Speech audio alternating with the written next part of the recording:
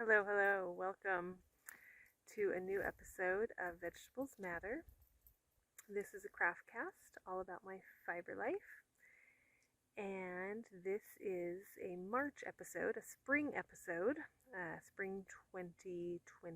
It's actually St. Patrick's Day right now, although I'm sure it's going to take me a little while to get it edited. I don't get how people do that so quickly. I do not. So it's been 3 months since I last recorded, which is actually kind of my goal. My goal would be, for a while I was doing one a month, and then I kind of stopped for a year. And now I really think doing one each season is probably my goal. My name's Chloe. I live in Utah. I just recently moved to a very small town called Torrey. And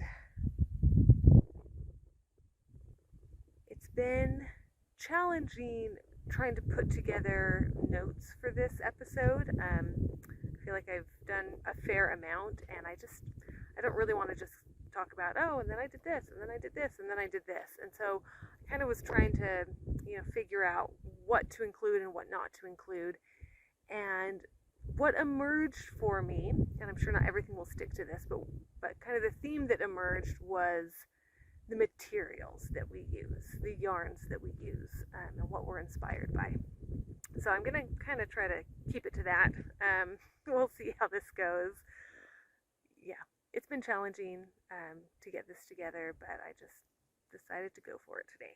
So I guess I'll just kind of do a pretty typical rundown of like some finished objects and some things that are getting worked on, and maybe a few ideas for the future.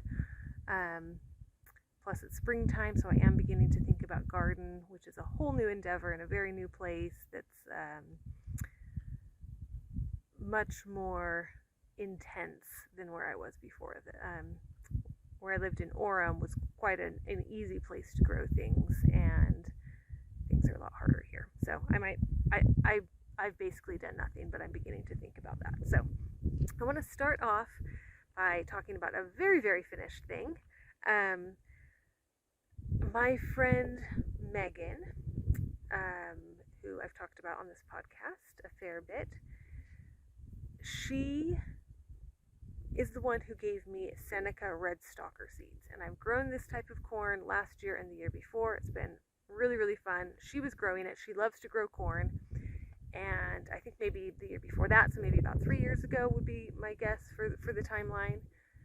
She was growing this corn. She was just entranced by its beauty, and it has very red or purple stalks and leaves. And just kind of seeing the way that this red would, like when it rained, it would just kind of get other things red. She thought, I should try dyeing with that. So she's been doing some experimentation with this plant, and again, she gave me seeds, and I've grown it, and I've done quite a bit of dyeing with it. I've shared it on here. And she was recently asked to write an article for Spin-Off magazine, which she did. And because I had also been working with it, she asked if I could include some of my samples in there as well, especially because we've actually gotten quite different results. So she wrote that all up. I sent in a few things that I had laying around. We really didn't have much time, but we just kind of did what we had with the time that we had.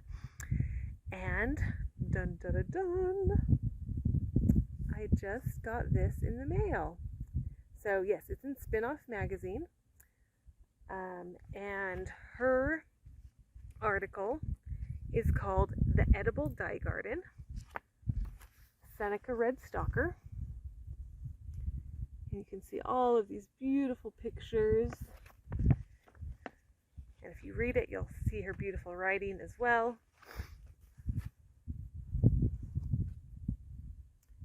Just showing so much about her experimentation with this plant.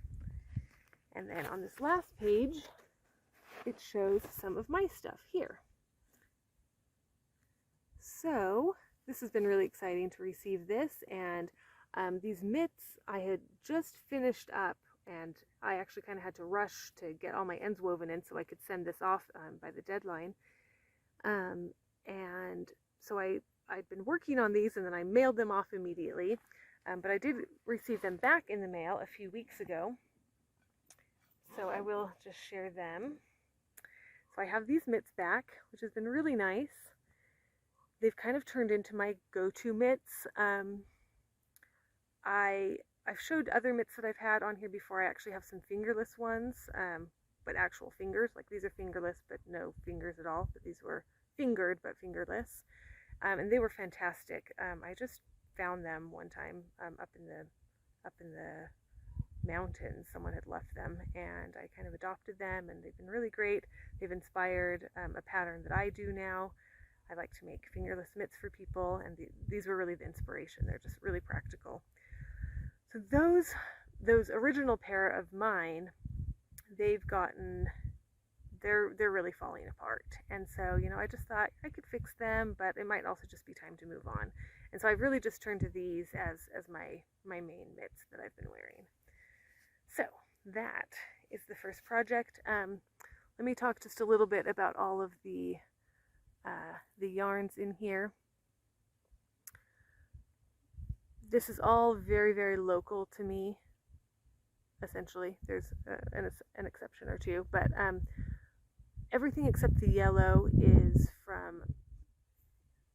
from sheep grown on Notlwonk Farms, which is up in northern Utah. So the brown is a natural sheep color. And all of this was spun by Spinderellas, which again I've talked about a number of times on here. It's my local small mill up in Salt Lake City. And I've used them, and then also Notlwonk uses them. And so sometimes I've gotten a fleece from Notlwonk, and then I've had Spinderellas spin it, or I've like kept some of it aside for me to spin, and I've given them some to spin. And then other times I've just bought the yarn from Notlwonk that's been spun by Spinderellas. So just kind of different ways to get to the same point, really. So the brown is their natural sheep. The blue, which it's in here, but it's also this blue, this is leftovers from that running horses cowl that I made for Tiana probably just over a year ago. And that is dyed with the Seneca red stalker. So really, really cool. I love it. I call it like a slate blue. I'm going to skip over the yellow because that's a bit different. The red is, oh, by the way, all of the stuff from Notlwonk is Corriedale. Yes, I believe that's true. Even the brown. All of the white stuff that I dyed is definitely Corriedale, and I think that the brown is also Corriedale. There could be some Romney in it. I kind of want to say it's just Corriedale, though. Okay, the red is leftovers from the hat Dana that I made for Annie last year, and that I dyed it with sappan wood, which is basically the same thing, except slightly different, as Brazil wood. And then the orange is dyed with Tango Cosmos, which I grew.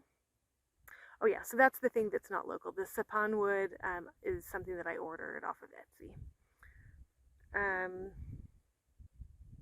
Yeah, so those are the colors. And then the yellow is my hand spun, and it's 2 plies of Suffolk dyed with rabbit brush and 1 ply of Targhee dyed with Dock. So that is all the info about this cute pattern. These are called the pumpkin mitts. I forget who they're by now. I actually want to reach out to her and let her know that the pattern is in this magazine. Hopefully that could be fun. Okay, so that is the first very finished project. I guess I'll do another fully finished one, and then I'll get into some almost finished stuff. So the next thing are these very cute Sparrow mitts. Again, I don't recall the designer's name. I love them. They were a nice, fast, easy knit, relatively, right? Of course, they still take hours. But as knitters, we know that that's the expectations, right? yeah, this also is with Notlwonk fiber. I wish that I remembered what type this is. I'll have to check the label to see. Just an absolute gorgeous color. I love it. With just a cute little simple easy pattern with a really nice detail. I like, here, let me try these ones on. I really like this detail that kind of continues on the thumb.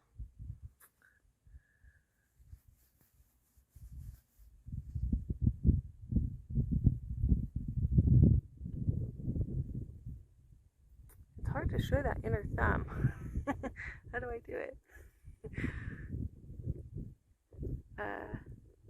Yeah, you can kind of see that. So there's these like three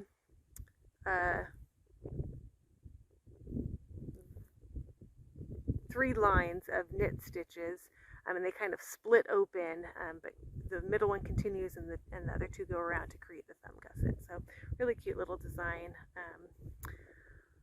I heard about this pattern from Amber of the Lovely Yarn, and I do plan to make a few more pairs. These are a gift for someone, and I'd like to make some more. They seem like a nice gift. Not too labor intensive, but just really, really simple and beautiful and really wearable, I think. So, okay, I guess to the theme of the fibers that we enjoy using, I've just been so in love with these really dark yarns. Oh, I totally forgot to bring another project. I'll just talk about it and throw in some pictures. So these are one of the projects that I've been working with this really natural charcoal color. And then moving on to, is that in the way? Yeah, that is in the way. Moving on to another project is, of course, this sweater. Maybe not, of course. I haven't shown it on here at all. I've been working on it for a while, but I haven't been recording myself for a while. So I've been working a lot on this sweater, which again, the main color is very similar to this other, different but similar, just dark charcoal yarn. Very different in feel, although I mean they're both a little bit more of a rustic yarn. Is this Romney? This I know is definitely Icelandic, and this was actually the first batch of yarn that I ever had made at Spinderella's, and as soon as I got it back, I was just like, oh my gosh, this is gorgeous, and I have to make myself a yoked Icelandic sweater because it is Icelandic wool and it's spun in a lopi style. So it's a single that's loosely spun.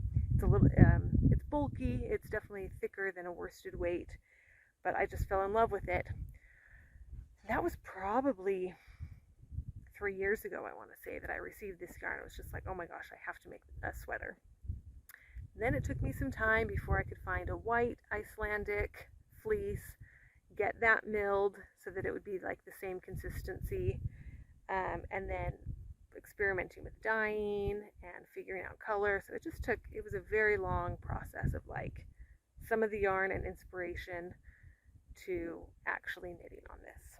I did a lot of the swatching back in September, but then was busy with some other things, and so just kind of put it aside. And really right after Christmas, when I finished up some things, I started into this in earnest. So I've been working on it there. I'll maybe throw in some pictures. I don't really have a good way to show you. But yeah, there's this detail here, and that's also along the bottom. This is basically done. Like, I've been wearing it around a little bit, but I actually am going to change the neckline. I just want to pick up stitches and just add a little bit, especially in the back. For this sweater, I really was kind of playing around with some ideas. I haven't made a lot of sweaters. This is my third adult sweater that I've knit. I've crocheted one sweater a long time ago, and I knit one baby sweater. So very, very low on the sweaters. there are two knit sweaters that I have, one that I made and one that someone else made, and it kind of got handed down to me. And neither of those have a front or back. They're the same both ways, and they fit really well. I'm really pleased with them. So I know that people talk about short row shaping a lot to kind of bring the back of a sweater up higher. But because I had these two sweaters that I liked that didn't have that, I really wrestled with it, but I decided, I kind of like things to be reversible, so I decided not to worry about it. But this sweater is definitely lower in the back, so since I'm picking up stitches anyway to bring it in, I'm gonna add some short row shaping to the back.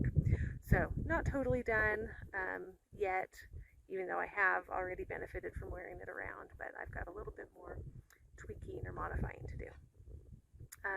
But again, so this has been another major yarn that I've been working with, is just this really, really dark yarn, and I've been loving it. I know sometimes people talk about how in the winter they can't do dark yarns, they just want all these bright colors, but just this natural dark gray or brown, it has been super dreamy.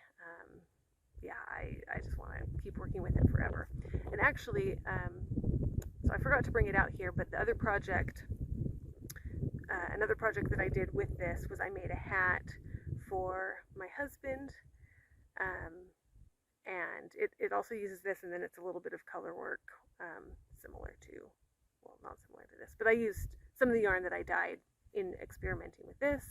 I did something for him, so I'll insert some pictures of that. It's a gorgeous hat. It's really fun to see it on him, and I just love this yarn so much. I think I just want to keep using it. I'd been saving it because I knew that I wanted to do a sweater, and I was like, I know that I have a lot, but I just need to make sure I can do a sweater, and then I can use it. Thanksgiving 2020, I did finish up a project for my mom of some thrummed mittens where I used it. I just knew that I had enough, and I just really wanted to use it for those mittens for her. So I guess those are the projects I've done so far with it. This sweater, Dawood's hat, and my mom's thrummed mittens. And I love it a lot, and it'll be cool to see what else I make. I really want to make a pair of fingerless mitts for my brother-in-law. He's the one who actually gave me this fleece. So I wanted to kind of thank him by giving him some fingerless mitts. I think they're just really practical, and he'll be able to use them.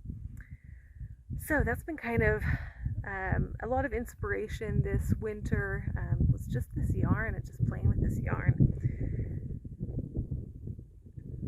I think that's all for that one. Yeah, okay, another project that I want to mention, I'm not going to show it all, but I just have to mention it because, again, this has been something that I've wanted to do for many years, really since 2009. That's when I first saw people weaving on a backstrap loom. This was in China. I know now when I look at backstrap weaving, I see all the stuff from Central and South America, but my introduction to it was in China, and I was just like, oh my gosh, that looks amazing, I want to do that. And my friend has been doing it, and she recently gave me everything I need for it. So she wove this backstrap for me on a backstrap loom, and then she gave me a bunch of dowels and assorted items here. And I had a little gathering at my house here in February over President's Day weekend, and we warped up some yarn, and she helped me get it all set up. She had a project and I had a project. We started at the same time, and so this has been really fun. For this, I used the leftovers from my Oaxaca tunic that I made last summer. So it is 75% cotton, 25% linen, or thereabouts, maybe 80-20. I got this in New Orleans when I was there in early 2020 with my mom, and yeah, it's really fun. This is using up basically the rest of the yarn that I have.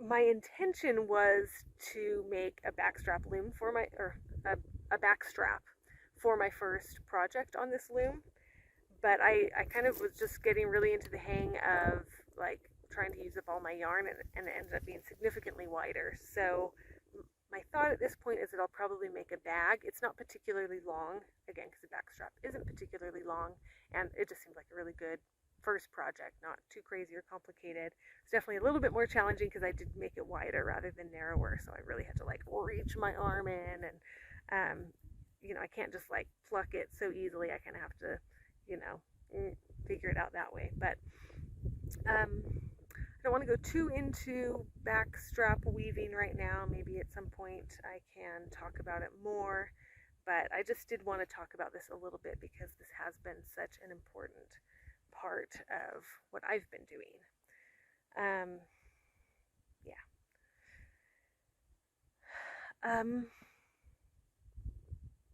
That kind of is a good transition into different types of yarn, which again is the theme. No, so I've been really inspired by all of these really dark natural wools. Right now, I'm very much divided materially across different spaces. So I'm living here in Torrey, but the house is not finished. I don't have a lot of stuff here. I sometimes am spending time at my dad's house. I have a little bit of space there that I've been kind of taking over, my old room, and kind of putting yarn into some drawers and stuff there. But my main stash, the bulk of my stash, is in storage at my house. My husband and I are renting the house out. So it's been tricky, I would say, because I have to make appointments to be with my stash. And I do find it challenging. But because of that, like kind of my little mini stashes are growing as well. You know, so I'm kind of like bringing stuff like, oh, I just need more inspiration and stuff. So yesterday I was up there and needed to visit the stash to try to, well, I was mostly actually going up there to get seeds, but while I was there, I was like, well, I might as well poke in here. And there's been a little bit of mending that I've been needing to do, but I just didn't have the yarn for it. And so I've been off the hook. I haven't had to do that mending, but I managed to find little bits of the 2 yarns that I needed for some mending. And as I was there with the stash, you know, of course I'm like, oh, maybe I should just bring this, maybe I should bring this. And what I ended up grabbing was my cellulose fibers. You know, the weather is turning and I still have some plans. This winter, I knew that I wanted to make this sweater, and I was hoping that I might even work on another sweater. There's a cardigan that I want to make for my sister. I have the yarn for it, and I do want to be working on that, but I don't know that I'll finish with it. But I definitely want to do some swatching for it. I want to get prepped for it. But it is just like, I don't know if a sweater is really the thing right now. You know, it is turning warm, although it's still really cold sometimes, and so it's good to be able to have that and really keep those, you know, smaller things or cellulose fibered things for the summer. So I don't just totally want to like leave wool behind, but I just found myself being really drawn to these more summery things. So that was really interesting, and I decided just to go for it. So I guess, yeah, my question is, you know, what yarns have you been working with? What yarns are inspiring you? What yarns have you been enjoying? Do you just want to keep working with them, or is that changing?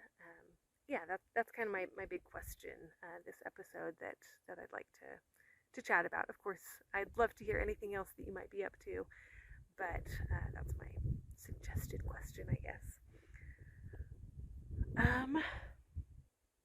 Is there anything else? Kind of wanted to keep this one not too crazy or complicated, and so that might be it. Oh, except garden stuff. So the climate here is quite harsh. We're at 6,800 feet, and it is very windy.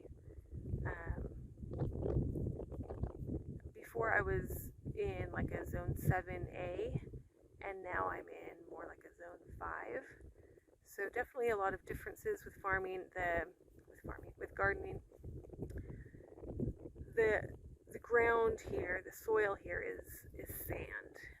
So it's just like, how do you do that? And this is not where I'm going to be in the future. This is my dad's place that we're working on. And so he's not particularly a gardener. And so it doesn't feel like if it were my own place, it's like, okay, yes, there's a greater vision, you're working towards it. But it just is, I just don't want to invest too much. I don't have that much to invest, time and energy and resources wise. And so how do I make gardening work here? The house that we're building is a straw bale house. The straw's already done. That part of it's all done. And we have quite a bit of leftover straw. And so I've decided just to try some straw bale gardening. Last week I laid out some bales. Probably have 14 bales laid out to try my hand at that. I have no idea if it'll work or not. I don't know. Yeah, definitely lots of what ifs with this, but I'm gonna give it a go and we'll see what happens. Like I said, I did just get my seeds from storage, and so I've been looking through those, and that definitely is where a lot of the inspiration comes from. I feel kind of lost, and then looking through the seeds, it's just like, oh yes, oh yes, oh yes, yeah, okay, I get it.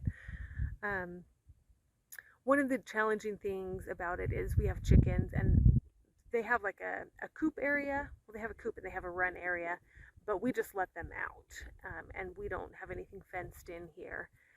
And so the battle is always chickens and garden and coexisting, and that can be challenging. That was definitely challenging in Orem and here as well. So part of my strategy is just to not grow stuff that they find terribly tasty.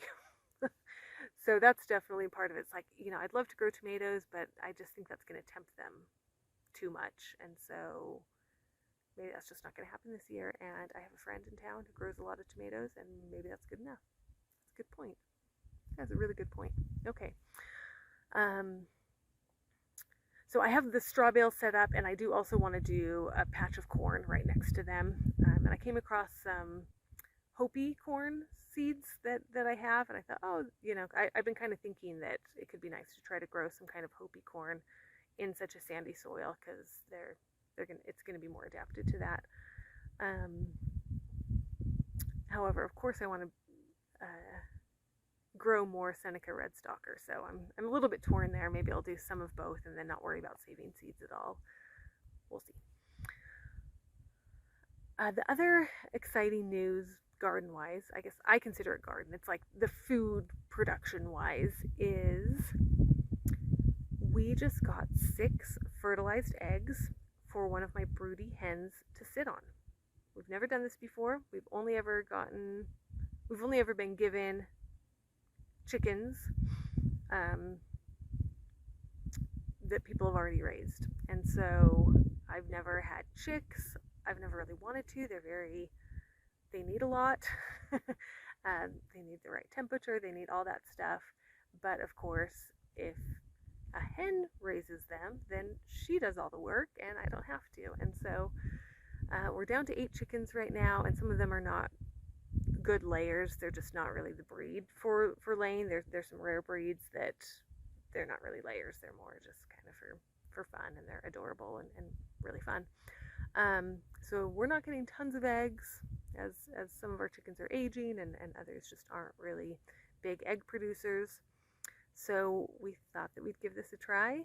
I tried to candle them today, which is like where you bring a light out and like you can supposedly see through and like see how they're developing. I need to see how other people do that, because I wonder if you put it like on the other side and try to see through. I couldn't see anything. Maybe I should look it up and find out how people actually do it, because I had 0 success. We got them on Friday, and today is Thursday, so it's been almost a full week that she has been laying on them, sitting on them.